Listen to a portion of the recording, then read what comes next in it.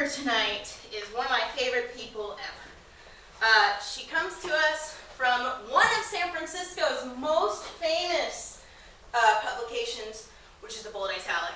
Not the way it is now, but the way it was when it was cool. She was there from the very first day, building it from the ground up, and she ended up being the editor-in-chief there. Her work has been featured in many other places, like the Seattle Stranger, and all over the internet, and she's recently done some work about a very interesting generation. But enough about that. Let's bring her in. Please welcome Jennifer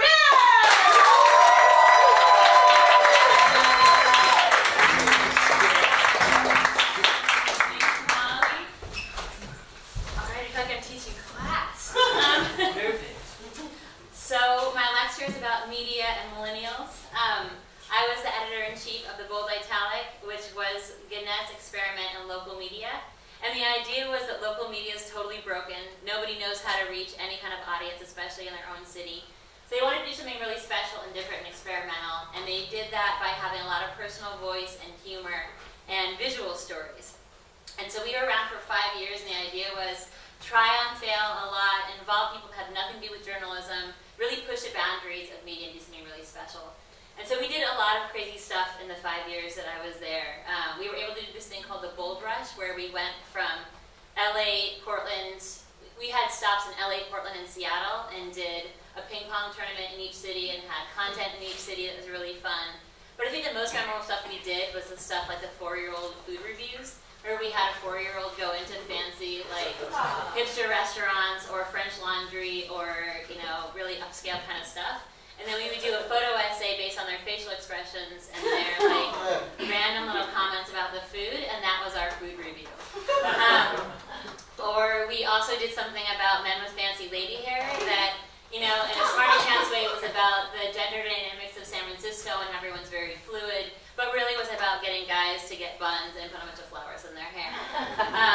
But the biggest thing I think we did in the Bold Italic was around April Fools, because that was one of our favorite holidays at the publication, and we decided this past year to do a naked office photo essay and story. So the idea was to take this whole thing about people taking office culture so seriously and an open office culture, everyone stands up or whatever the different kind of bullshit people do to keep the office culture really innovative. And our editor wrote a very deadpan story about how we worked naked in our office for a month. And we made it seem very real because we had this group of people who were very into being naked in San Francisco. They were actually part of a different naked story in the Bold Italic. I would constantly email our editor Jessica and be like, we're ready to be in a new naked story if you guys want us to be in a naked story. And so finally she had a new naked story for all these people. So they all came to the office and pretended to be all of us who were too scared to be naked and posed for the story. And then we also had other people who wore really skimpy stuff and had their computers in certain ways that made it look like they were naked. And then Jessica wrote a very deadpan piece about what we really learned and experiments and all this stuff. So this came out on April 1st, and it blew people's minds. My sister who lives in New York sent me this text that was like, how did you not tell me you were naked for a month? What did your HR people think of this? And we kept getting these emails from people, even after, maybe you have till noon to get the naked thing, or your joke out. And people did not get that it was a joke. And even after Gannett shut us down and got rid of us and sold the company to a gross dude, we still were thinking that we did this naked experiment. Forbes did this great flowchart of the best experiments that startups have done around the country, and the Bold Italic were being naked in their office for a month. That was one of them. So overall, 5 years was again a really amazing experience, and the biggest thing I come from traditional media, a lot of alt media years on staff, and the biggest thing is that you're going from this old media way of a bunch of basically old white dudes being like, this is how we've done it for years, to this new world of a much younger generation that grew up tethered to technology, really making sense of the world through social media, through their smartphones, through curating the ways that they're going to get news and information, busting that all open. And so the best way I've heard it described from this editor ESPN is news went from being why don't you come to our house for dinner and we're going to serve you what we want, to oh shit, we made you this sandwich and put it in a paper bag, will you please eat it on your way out the door? So everything is changing, and I was hired to do a study on best practices to reach a millennial audience for a think tank in DC over the summer, and that's not so much about like, do millennials love like Kanye, or do they love Donald Trump, or do they whatever. It's really, again, about this generation of people. This is the biggest living generation in the country that has these habits that blow the minds of the older generation in media. And how do you really reach people where they are? And so how do you really engage younger people on staff? How do you create content that is relevant, that is diverse, that's not just a bunch of white old dudes being at a city council meeting reporting on the same old stuff is always done? How do you make stuff more conversational? And that's really what we did at the Bold Italic.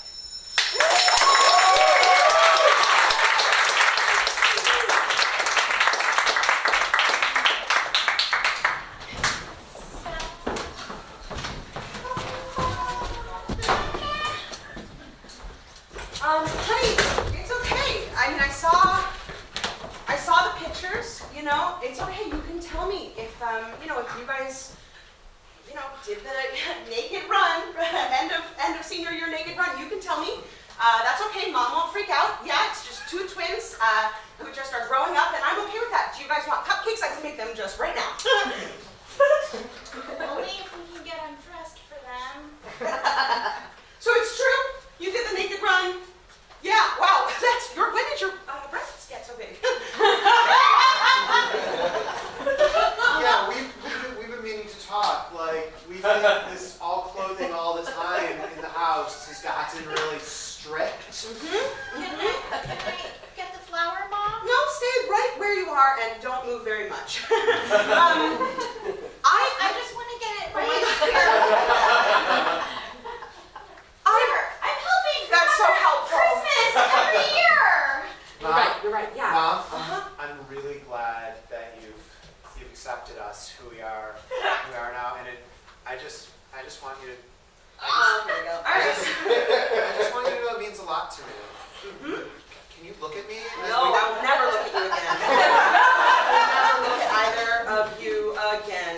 But, You created us, Mom. I did. Mom, Everything we was so came much out and- smaller. Listen, you guys, you're about to go to college, right?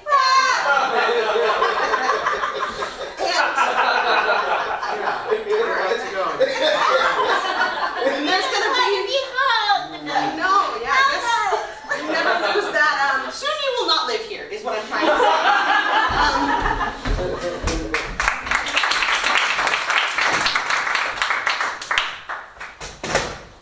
These young kids don't like the dinner we're making for them. What's that? They don't like the dinner we're making for them. Fucking kids. This is how it's always been. Yeah? Cigar. Yeah, always. You know what I'm saying? Oh boy, do I. They're out there, they come in with their allergies. They come in with their, I don't know how to smoke a cigar. I feel like I gotta tell you this now.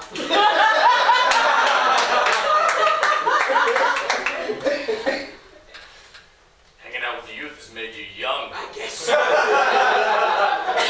And as long as we're on the subject, I got a tattoo of music notes. And I'm not eating gluten. Don't you know the old ways that we abide by? Listen, I'm wearing a coonskin hat, aren't I? At least you wear your coonskin hat. I'm here in our pancake cabin that we I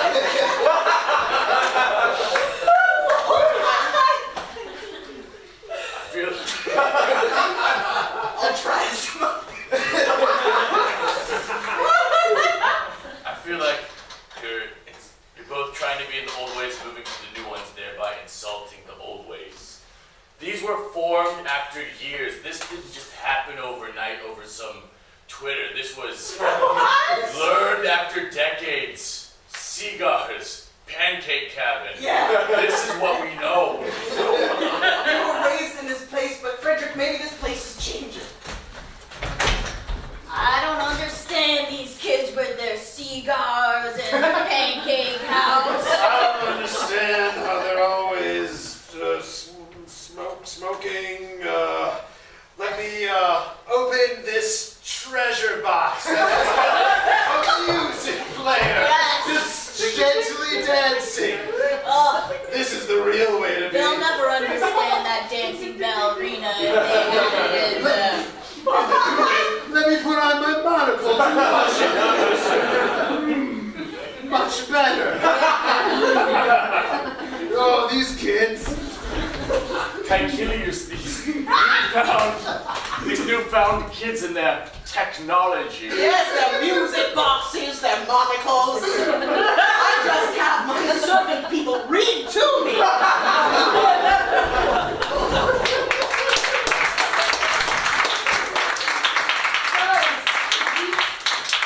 Guys, if we want to get into the Forbes most innovative companies of all time, we gotta step up our game. There's a company that went naked for a month. I mean, we gotta beat that. We gotta beat that. That definitely happened.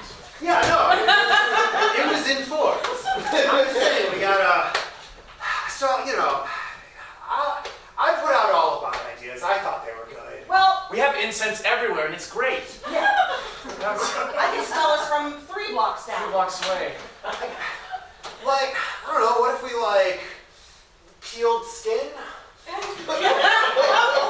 human skin? I'm just spitballing. Maybe that wasn't my best idea. I say I'm up for that. Thank you. Diane, why? We actually, I've now that had a really hard week. it actually sounds pretty good. My calluses are just killing me. Are we doing dead skin that it can come off and no one will be hurt? Dead skin, live skin, whatever skin. Diane, what do you want to peel? Just like my fingertips. I I don't want to leave traces of myself in this world anymore. Is that too much? I don't know.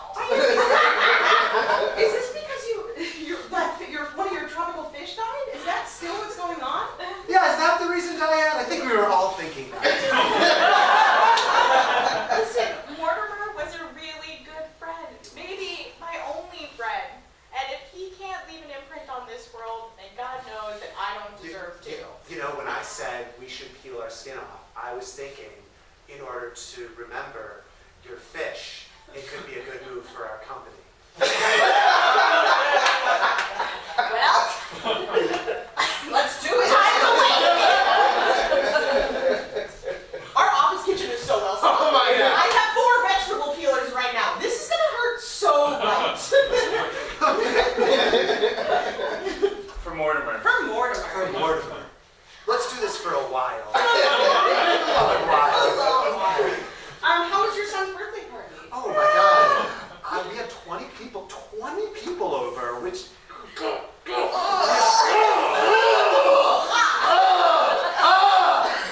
Mortimer. For Mortimer. Oh my God. You had that bouncy castle. We did. I'm surprised none of you were able to make it. What the hell are they doing down there, school? I don't know. I just know what I wanted for Diane. I don't know. I feel like they've left them all alone. They don't even know how to handle themselves anymore. Little did they know, just one school of fish was keeping their lives together. Well, if their lives are falling apart, I want to peel my fins in solidarity. If their lives are falling apart, then we should pull ourselves apart in honor of what they're doing. It's a good thing our water kitchen is so well stocked. Water peeler? Thank you.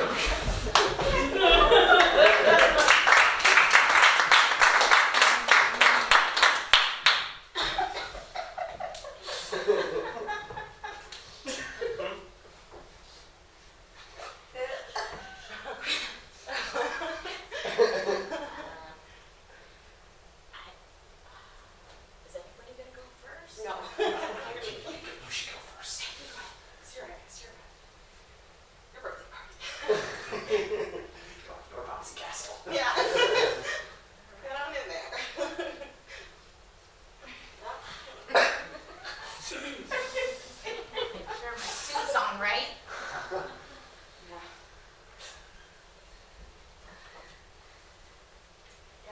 You're gonna have so much fun. This is gonna go great for you. Oh. I wish we didn't have to do this on my 13th birthday to make sure that we all get over this phobia, okay? That's right, Just get in the bouncy house of death. Just go. We, the kids of Cherry Hill neighborhood, we We are not going to be afraid. One freak accident when we were little is not going to move us away It from... suffocated Kevin, Miranda! It suffocated Kevin! It was an isolated incident, but it happened and we can't deny it! But we've got air suits on. We've got suits with little hoses, and if we need to, we can just, we can just breathe. And, we'll be fine. Jared, your nose is bleeding. Get nervous and it just bleeds. Maybe you should go first. That's a great idea. You drew the short straw. Get in there. Short straw means I'm the winner! We all have We decided the opposite beforehand.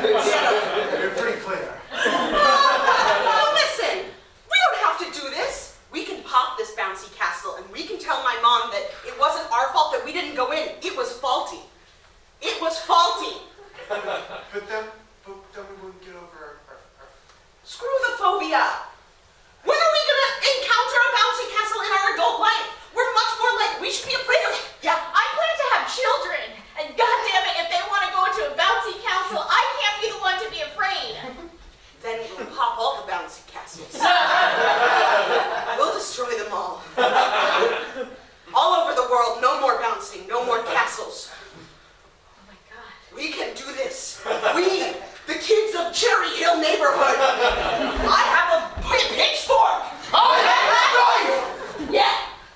It's you and me, Leonard. Ready? Let's destroy it! Yeah. Fuck you. Fuck you. Fuck you. And before we fully extend your offer as CEO, there's just one final test we have. I need you to bounce in the Yahoo official bounce. Bounce. Bounce.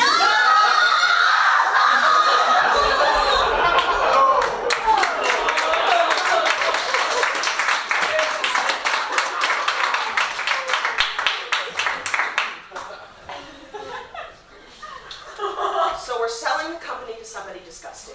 I feel like you should be the first one to know. As the head popular culture writer, I know that I want to give you a head start to get out there and find a job. It's not going to be here. The guy is just gross. Yeah. Why? You don't need to do this. We love working here, and you don't have to sell to that gross Italian man. He's so yucky. Oh, he's so yucky. Can I show you his Facebook? Can I just show you? Kneeling desk. I'm so glad to see you. Here he is. His name is Gregor, and no last name. Such an Italian. Such an Italian. Just pus-filled everywhere. Every part. There's a video that I wish we would click away from. And you can see that he has written his poetry all over his Facebook wall. So it's not just his physical appearance that's disgusting, it's also his artistic abilities. We're selling the company, but would you please at least honor the kneeling desk? I'm so sorry, I'm just so tired. I'm so tired. We've been emailing back Look and at this forth. part of his Facebook. Oh my god, I didn't know he was a contortionist. Oh, sorry, that picture's flipped. Let me flip it. Oh, yes.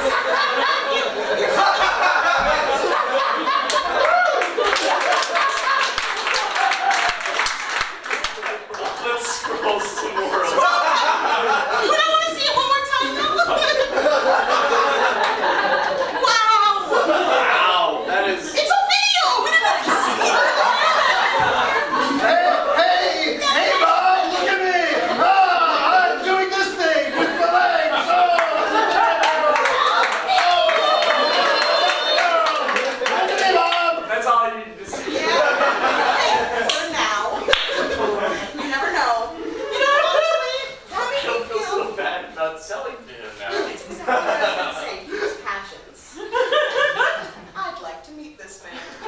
the dirty Italian? When I go on the contortionist Italian, if he brings... Did I hear my name?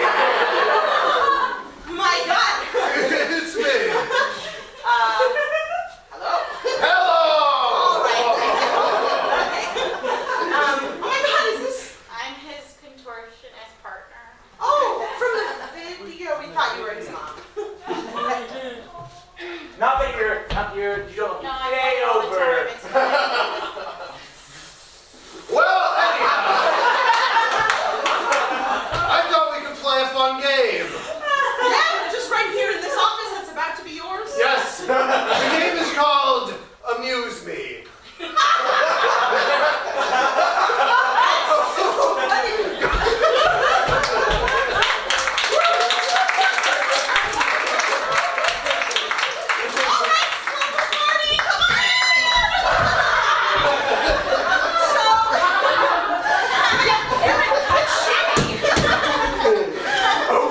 Oh my! So, my mom, as you guys know, made popcorn with so many different toppings on them. It's what? Dolores! I'm excited! I thought you were like, no. That was a dreadful, excited sound. That's what my excited sounds like. You're so rarely like pleased. You're like a dour friend. I'm exhausted right now. So you guys know that my mom made all this popcorn, and then also she got me the board game Amuse Me. Is that good? Yeah. You're coming out of your shell after 10 minutes. I am. Let's play it. Have you guys played this? Yeah, we've all played Amuse Me, but why don't you remind us of the rules? Yeah. Nope. So back into your shell. Yeah. All right. Well, so there's obviously a spinning wheel. And then there's like it's like do a dance move, and then we share a memory. Karen, you know this. Your dad invented it. You're like always bragging. Well, he did. Is it intimidating to live with a genius? Really? Some days I have to wake up and there's just puzzles all around my room and I have to solve all of them. He wants me to be like him. Yeah. Is this the sharing memory part? She spun the wheel when she opened the box. Yeah. Karen's been shimmying for like 45 minutes. All right. Well, I'm really sorry about your life. All right. There's your roll, Dolores. We'll do the dance first. Right. That was part of the game, which you discussed. Okay, great. Spicy. I have had irritable bowel syndrome since I was 8. So you're not gonna eat the chili popcorn? I'm eating it, but What? I said I'm gonna eat it, but only if you don't suffer for it. That seems fair. That seems fair. Is that a memory or is that still happening? It's a constant memory every single time I eat something, so I thought I'd share it with all of you. It begins. I'll spin mine, or do you want to spin mine? We should have reread the instructions. It's on the thing. All right, it's like supposed to be underwater dance moves, so I'll do like a. And I guess my memory is that I feel like it's a good time to confess that Stephanie, I have been holding hands with Brian, even though I knew you had a crush on him. What? So that's my memory, and I think now's a good dance move. Wait. I've been telling you I've had a crush on him for like 3 years. And it's a memory of mine. It's in the past, and I won't do it again. I feel really bad. Go ahead and do a desert-themed dance move. Oh, okay.